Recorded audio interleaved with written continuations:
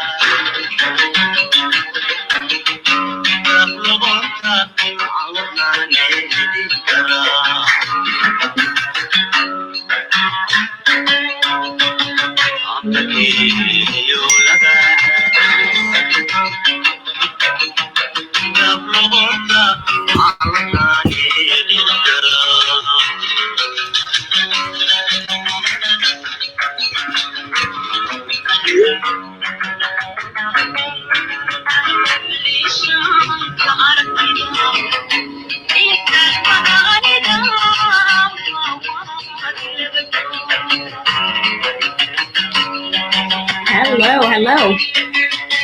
I don't know any Maklo, so I'm gonna just check real quickly if everybody can hear me. So Duada, welcome everybody. I'm really glad that you're here. It's a beautiful Sunday afternoon for me. It's 2 p.m. And thanks, Hassan. Thanks for confirming. And I'm just really excited because, alhamdulillah, I'm healthy. Last week, you guys could see, it was rough times for me because I'd been sick for a couple of weeks. And so I'm feeling better and things are doing okay. So everybody can join. If you like the weekly live, share away, share with the people that you think might benefit from kind of receiving the news that you missed, the weekly live where I basically talk about things that have happened in this past week, namely or mainly in the United States and East Africa, where, as you may know, I hail from. I'm interested in just covering these areas because the news is broad and the world is broad, which is wonderful for us, right? It's a big world, but at the same time, narrowing something down is usually more manageable. So United States and a little bit of East Africa. So we'll start with the United States today because we have a pretty important, event, an important holiday, American holiday coming up, Juneteenth. Not sure if many people know about Juneteenth. Who's heard about Juneteenth before? Let me know if you've heard about Juneteenth before. Soundtrack today that I'm using is Jama Rio Yasahara Helgan. I think if everybody knows them, especially Sahara Halgan, she's still, around and she's still doing her thing, right? She had a song not too long ago, or like a encounter with American singer JoJo, and that was like showing on American media and on Twitter and things like that. So let's start with Juneteenth, but first, make sure that you share away, make sure that, you're situated and that you're comfortable, and then we can talk about the news that you have missed this week.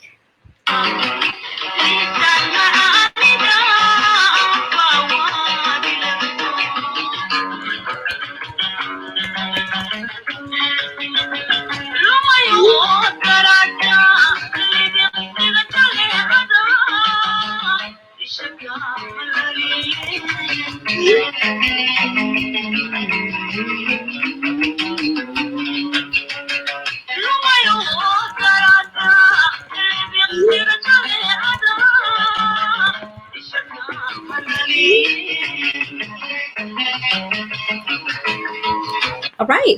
So Juneteenth. Have you ever heard of Juneteenth before? Juneteenth basically commemorates June 19, 1865. And this is a really important history or important date in American history, although the people that celebrate it are the I'm sorry, I get distracted sometimes. I got a message here. But June 1865, although it's part of American history, the people that celebrate it, obviously, and who it holds a lot more significance to are African Americans. When it was announced in Galveston, Texas, that former people who were enslaved at that time. I really hate using that word slaves because it somehow, connotates to me or implies that people choose to be slaves, and people didn't choose to be slaves. And chattel slavery is one thing that will go down in history as one of the most atrocious things to have been done to other human beings. But in June 19 of 1865, people who were enslaved of African descent were notified in Galveston, Texas, that they have now been freed. This date is also called Jubilee Day. It's called Freedom Day. It's a day of celebration, and that is mostly celebrated by African Americans, descendants of enslaved people in the United States.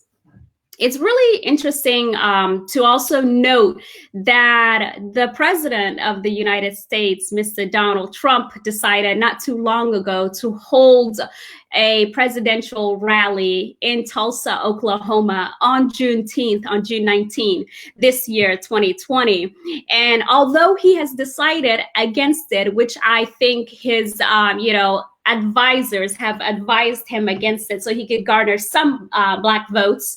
It's really significant, the date that he chose and the city that he chose it in, Tulsa, Oklahoma, which is also a significant place also in American history, because African American history is tied and part and parcel of American history. So in Tulsa, Oklahoma, what occurred there was the Tulsa Massacre of 1921, where a mob of white residents attacked a district, primarily or majority, because segregation was full in effect at that moment, of Black residents because of an incident that happened between a young Black male and a young white female. There were no charges that came from that incident, and it was a lot of speculation on what happened, and the young woman also never pressed any charges.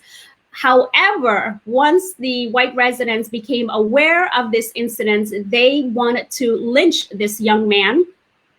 And because they wanted to lynch this young man, the Black residents of Greenwood District, which was then known as the Black Wall Street, decided that they were going to defend this young man, and he was going to have his fair day. If that is such a thing, in American history, a fair day or fair trial for African American people, but they did not want him to be lynched, obviously, for very obvious reasons. A situation happened in front of the courthouse where a Black man with a gun was accosted by a white man, and he basically asked him, "What are you going to do with that?" And the guy said, "I'm going to use it if necessary." A shuffle occurred, the gun went off, the white man was shot, and as you can imagine, from there onwards, all HELL broke loose. So this is a significant time in history, because after that, when the Black residents went back to Greenwood District and tried to protect their district, at first they were successful, but they were outnumbered, outgunned, and this has been noted as the single most racial violence in American history. Probably after slavery, right? Because could it really be? But it's like a single most at one time. So it probably is the single most at one time, in one instance, an act of racial violence. Approximately numerically, 300 African American people died, men, women, and children. The mob of white residents came into Greenwood District, also men, women, and children, and basically killed the Black people indiscriminately. the entire place burned down, and people also reported that they also that death also came from the sky, and that they were also being, either bombed or somehow also being attacked from above. Basically, it was burnt to the ground. And what's, if that wasn't bad enough, all of their insurance claims were denied, and they were never able to rebuild as before. So knowing that history, which by the way was not covered in Oklahoma before this year in February of 2020, Oklahoma decided to teach the Tulsa Massacre in public schools. So a lot of people actually found out about this Tulsa Massacre from podcasts and HBO show The Watchmen, which basically also goes to show you the kind of history that is taught, and who actually history benefits, right? We always talk about, if the Lions had historians, the story of the hunt would be written differently. So this is definitely a case of that, where the story of the hunt or the history is written differently because of, who ended up triumphing over the other. So Tulsa, Oklahoma, 1921 massacre. President, being very tone deaf and insensitive, decided to have his presidential rally on June 19th, 2020. He's gone back, against that, because he was probably informed of the significance of the date and the place to African Americans and to the greater American society, because African American history is American history. And there shouldn't really be a separation because, well, African Americans are Americans, obviously, right? But there shouldn't be any separation because the histories are connected. So it's just one, and that's what it is. So I went on a long tangent there about Juneteenth. So June 19th, a day of celebration of emancipation for African Americans. It was a day that in Galveston, Texas, people who were still enslaved at that point were notified that they were actually free. People had been hearing even before then about freedom and about emancipation. So it wasn't really anything that was like new, and a lot of people believe that Abraham Lincoln freed the slaves, and we'll probably get into that another time because we got a lot more things coming. So we'll do a quick music break, and then we'll carry on from there. Let me know what you think about June 19, 1865. Let me know what you have heard so far. What have you heard so far? How aware are you of this history? How aware are you of the Tulsa Massacre? And what do you think about the way things are taught and how things are covered? All right. I really like this lady, so we're going to listen to her for a little bit. All right.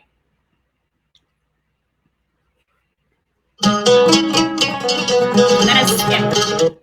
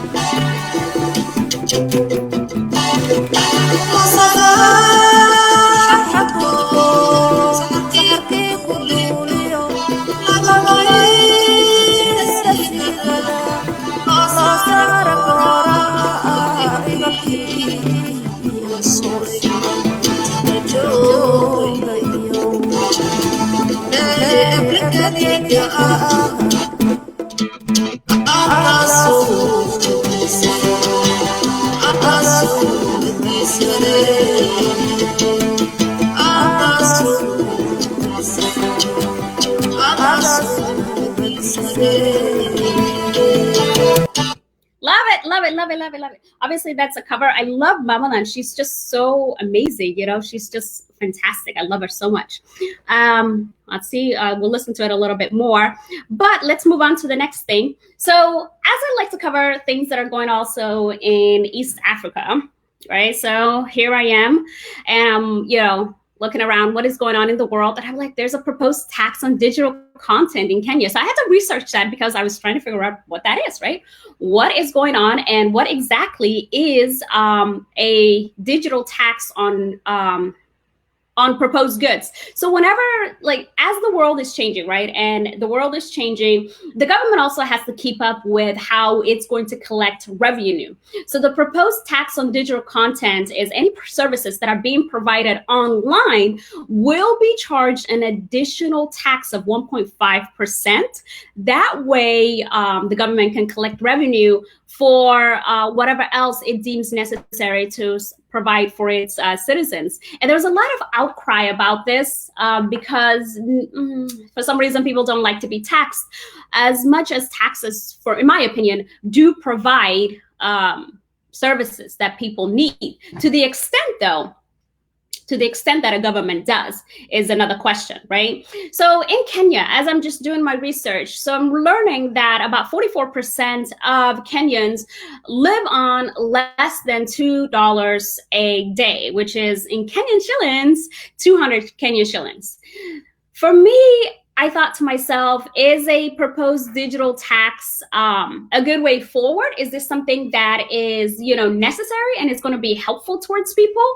And who does this exactly impact? Does it impact the regular people, or does it impact you know, major corporations? And the idea is, and I was listening to one of the people who came up with this, and they were saying that this primarily impacts business or organizations that are abroad, or even if they're inland, but they're able to sell their services online and provide digital content. And this may or may not, most of the time, affect residents of Kenya, because most of the time it's outside organizations that are able to do this kind of business or digital content online.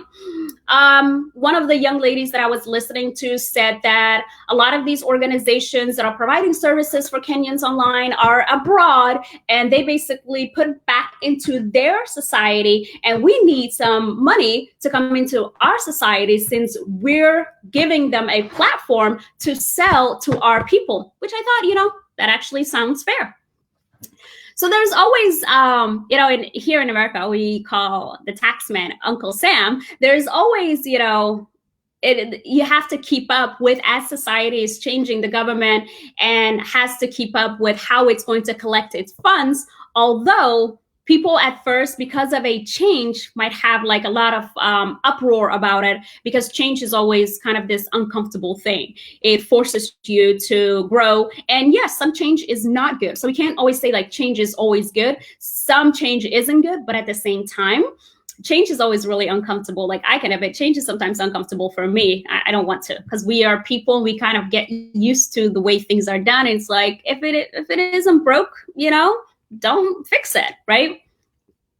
Somebody mentioned something really important. I just taken a really step back on when we were discussing Juneteenth, right? So Sugal says, I think there is no such thing as African Americans. They are Americans, or else white will be European Americans. And that's really a great point. And this is definitely a point of contention here in the United States as well, that people of, African Americans, right now, that is the generally acceptable term, right?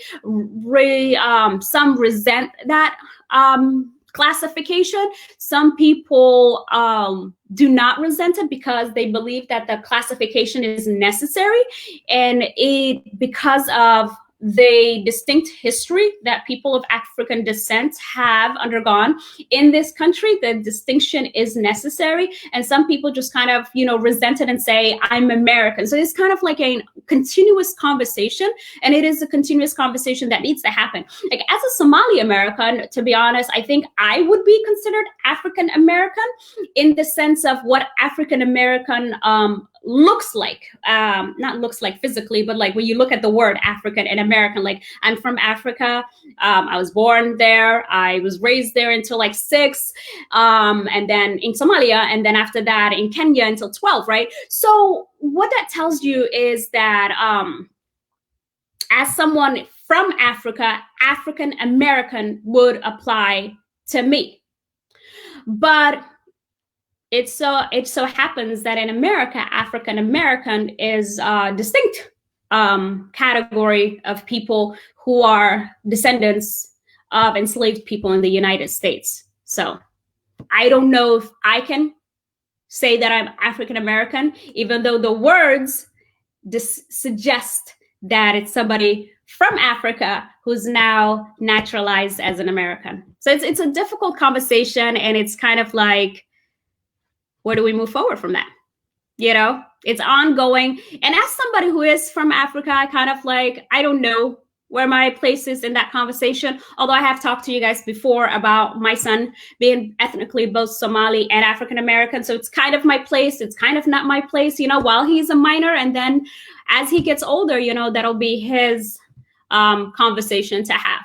But I always support, what he does and how he identifies and where he sees himself. But great point. Thank you very much for that. All right. So moving on to other places in our continent. So this week we had received news that the Burundi president is dead, and it's suspected that he died of coronavirus, as his wife had been diagnosed with it, and she's been flown to Kenya for medicine or for treatment. So the Burundi hasn't done really a great job of fighting the pandemic. They basically kicked out WHO organizations out of the country, or their representative out of the country. The president and his representative claimed that Burundi has special favor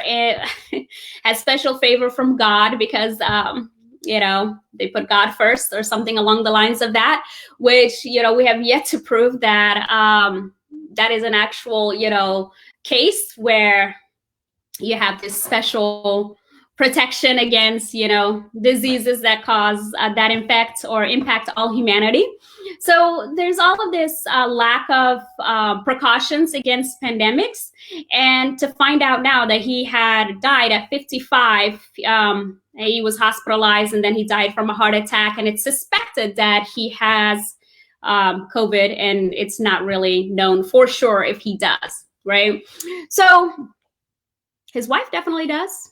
And the idea is that people that are obviously living in the same household, as close of a relationship as spouses, that most likely he did too, allegedly. All right, don't sue me. But he's dead. And before he died, he was actually advised against running again because he was so unpopular. He doesn't have a great track record. He is no saint at all.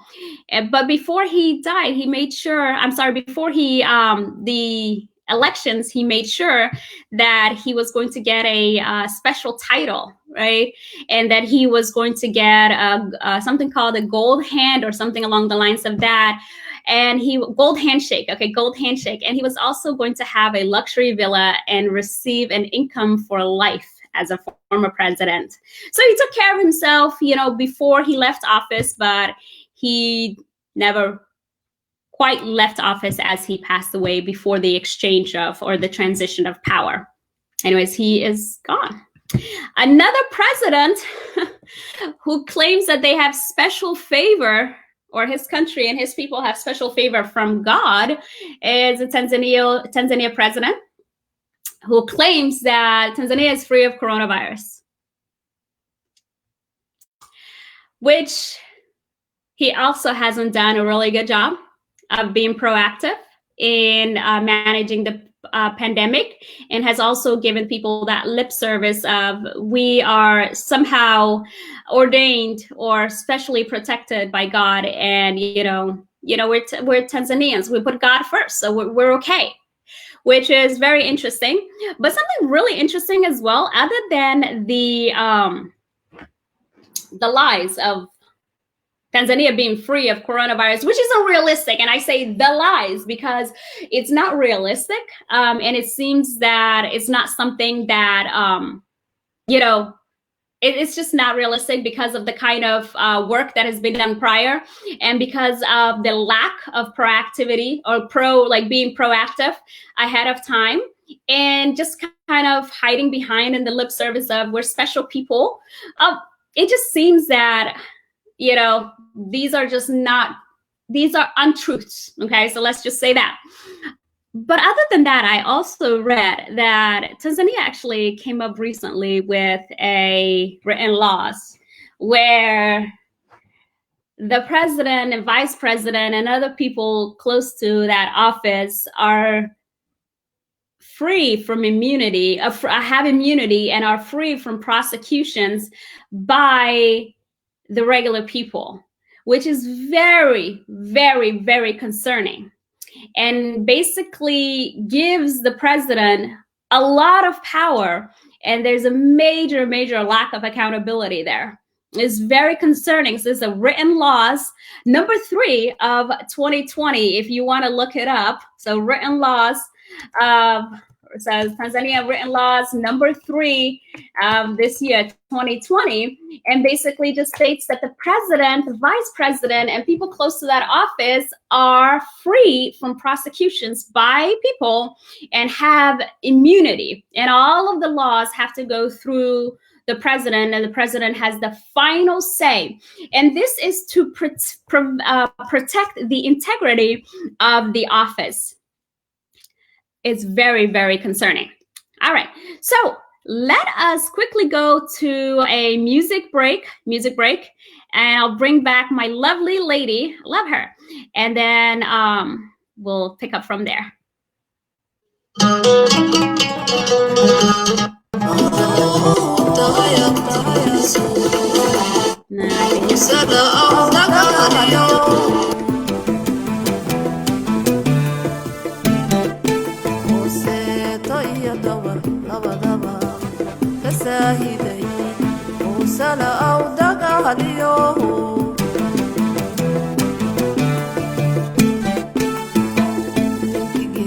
Sarai saraarta naxdiyo timohay isku seexdeen oo say gargoortay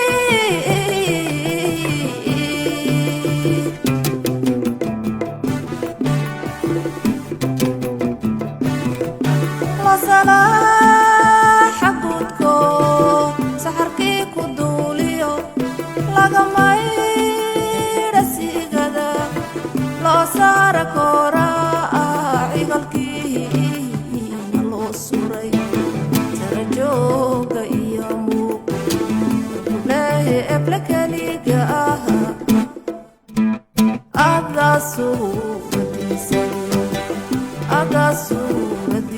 le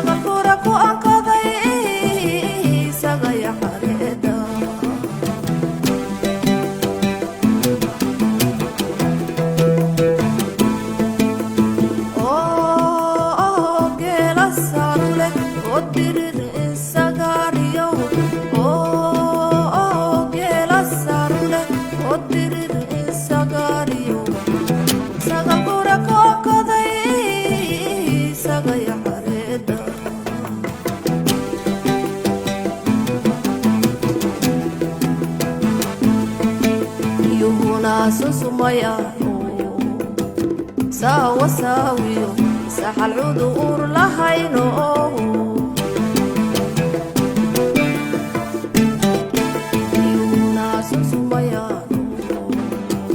sawasawiyo saxal cudur lahayno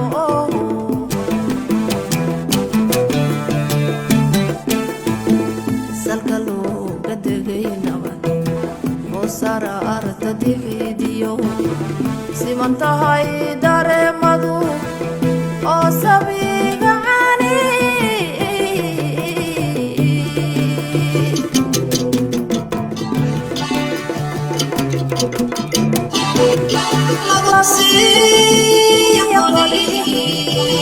abluguna saariyo ilasaakahotalay sabidix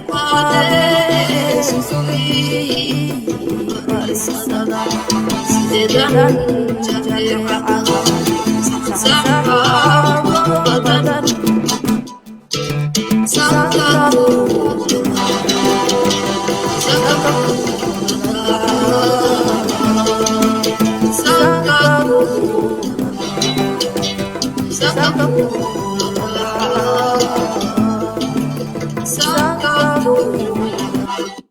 Love that song. I just love it so much. I love the original even more, you know, with both Hassan al Samatar and Sahra Ahmed. I'm going to listen to it later because I just love it so much. But speaking of music, okay, this is definitely for my Somali folks. Speaking of music and the role of music, I love Waya Usuf. First of all, I'm going to preface this with, okay, Sheena Khiyar, you know, you are my boy. I love it.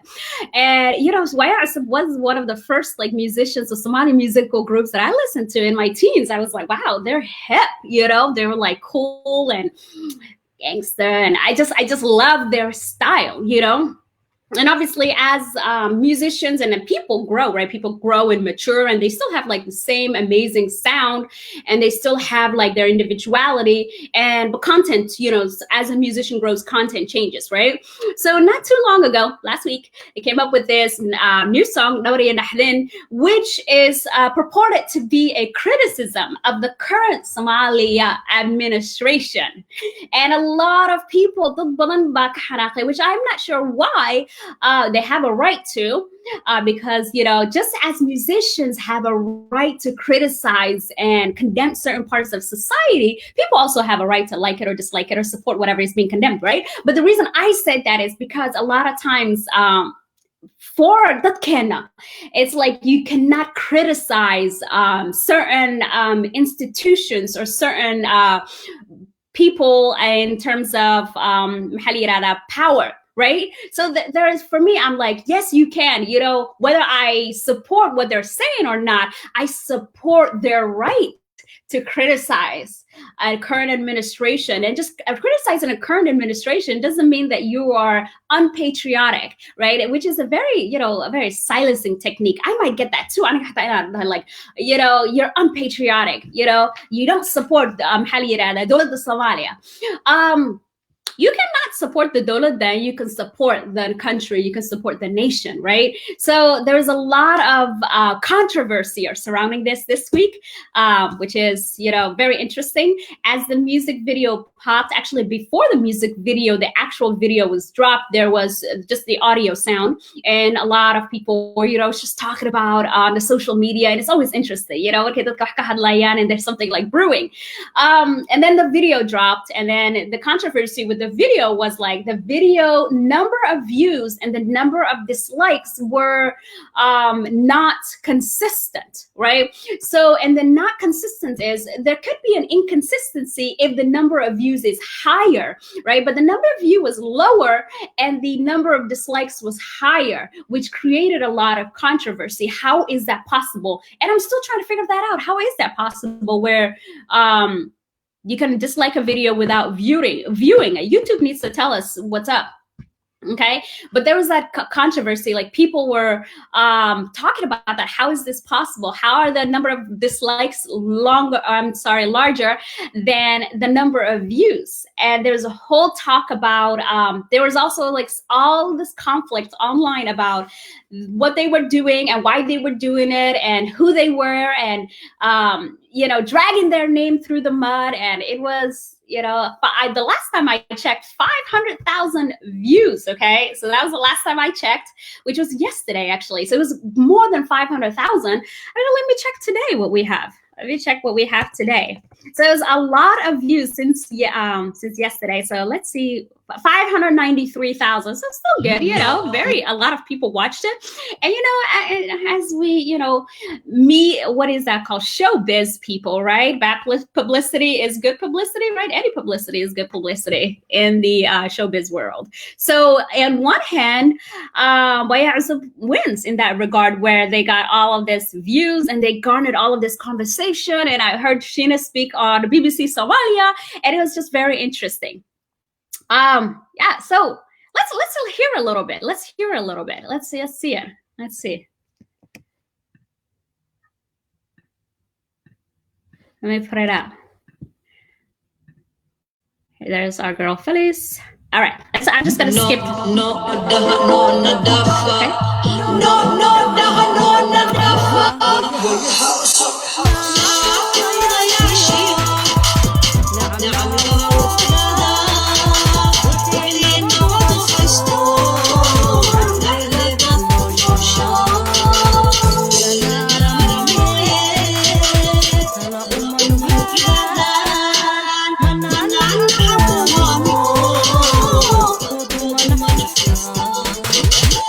Okay, so there was a lot of controversy. But this isn't the first time, really, that musicians have criticized the current administration. That's not, or any administration, right? But this isn't the first time that people have criticized, or musicians or people that are in showbiz have criticized administrations. Even during the time where funka was a lot in the hands of the government, musicians would use like sarbeb, kind of like metaphor to criticize the current government. There would be all types of, different ways to criticize, because that's just kind of like human nature. Like, you have an opinion on something, you want to express that opinion, and you don't want to be held hostage, right? This was a big,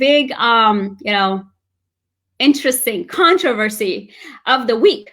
Another kind of like controversial thing that's going on, which can be seen positive or negative depending on who you ask, is that today, June 14th, 2020, Somaliland and Somalia are having talks in Djibouti. So they're being hosted by the president of Djibouti, Ismail Omar Gela, which I find very interesting, by the way, how the spelling of Gela in like Djibouti, which is, I'm presuming, based on the French spelling, but that's a whole nother conversation. Basically, they're having talks, and I briefly listened to what Musa Bihi had to say. I haven't really saw the other side yet. Their Horn of Africa actually had a video, and I'll share here shortly, of what Musa Bihi's claim was, and that he basically said, this conversation, this whole experiment of unification was a mistake, and we kind of want to go back on it. It was never ratified, or it was never signed by the appropriate authorities, the unification of Somalia, or like British Somaliland and Italian Somaliland. And, after the failure of, the government after that, we basically, don't want to be a part of that. And we reclaim the right to be a sovereign nation. And then he also cited a lot of atrocities done by the Somali government during like the basically dictatorship of Hamid Siad Barre from 69 to 91. And then in 1991, May 18, Somaliland declared independence. So since then, they have fought for that right, or that recognition to be an independent nation from Somalia. And more or less, Musa Bihi was saying, what is standing in the way are the authorities in Mogadishu. What is standing in the way and providing this gridlock are the authorities in Mogadishu. And we have done everything that we could do to earn recognition. We're recognized, he said, about like by 55 countries. We rule in a democracy. We have regular elections. We have peaceful and functioning institutions. We're not a burden to the world. And so we don't have recognition yet, and we want to know why. And today, also in the conversation, he said, I'm glad that we came together as I'm glad that we came together as two nations. So he said, as a nation, or Republic of Somalia, and Republic of Somaliland. So in a way, you could see that some sort of like traction or conversation is happening. We don't really know what's the outcome is going to be. So I'm definitely going to look into it more. And it's definitely one of the major news from this week from both sides of the aisle, Somalia and Somaliland. There's a lot of chitter chatter on the intersphere, the internet, my favorite place, right? I love the internet. And on social media, another favorite place, right? Part of the internet. And there's a lot of conversation, people on both sides, especially young people who are saying like, hey, we're tired of this gridlock. We need a way forward. It's also interesting. People have criticized, Djibouti for hosting this, because Djibouti has its own problems right now with they have been accused of this alleged detention and torture of a Djibouti army pilot. There was a lot of videos online about how this man was held in a toilet. He was in prison for a long time, and there are all these human rights violations happening in Djibouti. The Djiboutian president, holding on to power for so long, and there's just like a lot of things going on there that people were criticizing, the president of Djibouti, Ismail Omar Gela, that, really, like, how dare you hold this supposed peace talk when you have all these your own problems down there in the backyard. So which is definitely an interesting story. I thought to myself, what on earth is happening? I personally, in terms of when we had watched the Daliera video, kind of had this like romanticized falling in love with Djibouti. But I know, like realistically speaking, and I changed my mind about things a lot of times, because once you come into new information, you kind of have to look at things like it's not black or white. There's always like this kind of gray area. There's good parts, there are bad parts, right? So I had, fallen in love with, the movie. I love this so much, Laliera, and I highly recommend it still. And I thought, oh, Djibouti, they seem to like, they had their independence and they've not gone to civil war, even though they were close. And they somehow, seem to be, making it work, right? But there's no perfection. And African presidents are pretty notorious for staying in power forever, right? Even one of the most like revolutionary presidents right now, who is like making major changes, is Paul Kagame, has been president for over 20 years. So it's just kind of like, are they the only ones that are the answer to the people? And that's just not realistic. The countries usually have a lot of smart people who are also able to do the job. And usually most jobs are done with a lot of people. A lot of good work and social change are usually done with a lot of people. So there's that criticism then for Djibouti president, but hopefully he will sort out whatever is going on in his backyard. And this, the Djiboutian army pilot will receive his freedom for one, or a fair trial at least for two. So for the LOL moment of the week, I laughed at this really, really a lot, because I thought to myself, how does this happen? So the Polish, I'm still laughing. How do you accidentally like, where is this LOL moment? Oh no, that's the wrong one. That was the last one. Okay. So the LOL moment of this week was that Poland, right, accidentally invades Czech Republic in minor understanding. So you guys might have not heard of this, because I just learned about it not too long ago, right? The Polish military recently invaded and briefly occupied territory in the Czech Republic. Seems like headline news, right? Seems like you would see it everywhere, right? But it's not. Why? How do you invade a country? How do you accidentally invade a country? First of all, accidentally invades Czech Republic in minor misunderstanding. Like, I'm still screaming. I'm still laughing. How do you invade? Poland accidentally invades. It's not a laughing matter, but it's funny, because it's like, how do you invade Czech Republic accidentally? And there's no such thing as accidentally invading, right? Did they not see did they forget where the border was?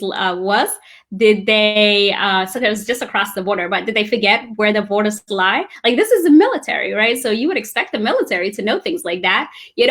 A person, a regular individual, could accidentally find himself, Europe is so small, by the way, could accidentally find himself or herself in another country. But how does the military accidentally find themselves in another country? That is something that shouldn't happen.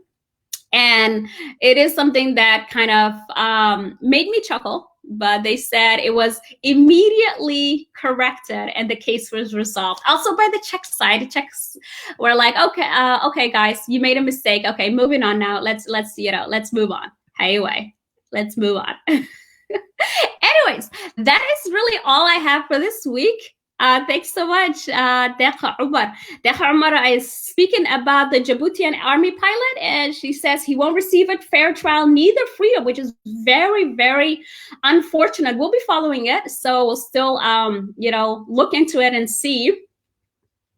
Thank you so much, guys, for being here with me. I hope you gained something from it. If you did, please share away, share with your friends and family, anybody who you think, might benefit from kind of a weekly update and my thoughts and analysis about things that are happening in the world. I love this stuff and I love being in the know. And I just, love learning and things like that. Just kind of, it just excites me. I love it.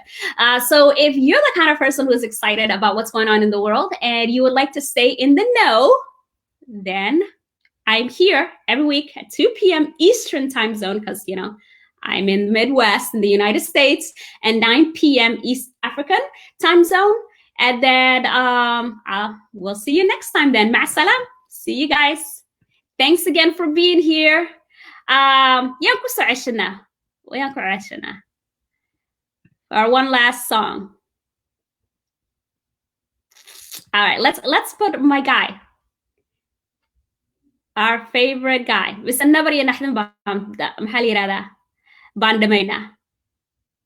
I don't want you guys being upset with me. But speaking of Waya Asip, I like this song when I was younger till I learned the backstory. I mean, I still liked it. It's not my business really what the backstory was, but I found it very interesting, And like being in the media, you find out some backstories and you learn some things, and then you're like, wow, I like this song, and